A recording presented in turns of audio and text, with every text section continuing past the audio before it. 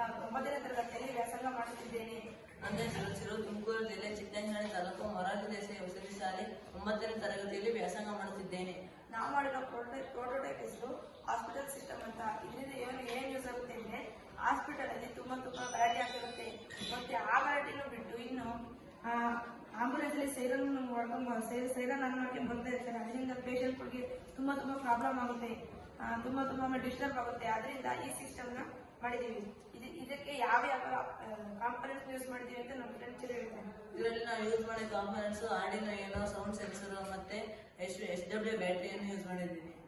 ಇದು ಯಾವ ತರ ಈಗ ಯೂಸ್ ಆಗುತ್ತೆ ಅಂದ್ರೆ, ಈಗ ಆಂಬುಲೆನ್ಸ್ ಅಲ್ಲಿ ಒಬ್ಬ ಪೇಷಂಟ್ ನ ಕರ್ಕೊಂಡು ಬರ್ಬೇಕಾದ್ರೆ ಸೈರನ್ ಆನ್ ಮಾಡಿರ್ಬೇಕಾದ್ರೆ ಇದು ಈ ಸೈರನ್ ಆನ್ ಮಾಡ್ಕೊಂಡು ಬರ್ತಿರ್ಬೇಕಾದ್ರೆ ಇದು ಇಲ್ಲಿ ಸೌಂಡ್ ಸೆನ್ಸರ್ ಯೂಸ್ ಮಾಡಿದೀವಿ. ಈ ಸೌಂಡ್ ಸೆನ್ಸರ್ ನೋಡಿ, ಸೌಂಡ್ ಸೆನ್ಸ್ ಮಾಡಿ ಆರ್ಡಿನೋ ಕಳಿಸುತ್ತೆ. ಆರ್ಡಿನೋ ತಕ್ಷಣ LED ಕಳಿಸುತ್ತೆ. ನೋಡಿ, LED ಇಲ್ಲಿ ಆನ್ ಆಗುತ್ತೆ. ಈ ತರ ಲೈಟ್ ಆನ್ ಆಗಿದಾಗ ಆ ಆಂಬುಲೆನ್ಸ್ ಡ್ರೈವರ್ಗೆ ಗೊತ್ತಾಗುತ್ತೆ ಲೈಟ್ ತುಂಬಾ ಸೈರನ್ ಆಫ್ ಮಾಡ್ಬೇಕು ಅಂತ. ಆಗ ಆಫ್ ಆಗುತ್ತೆ.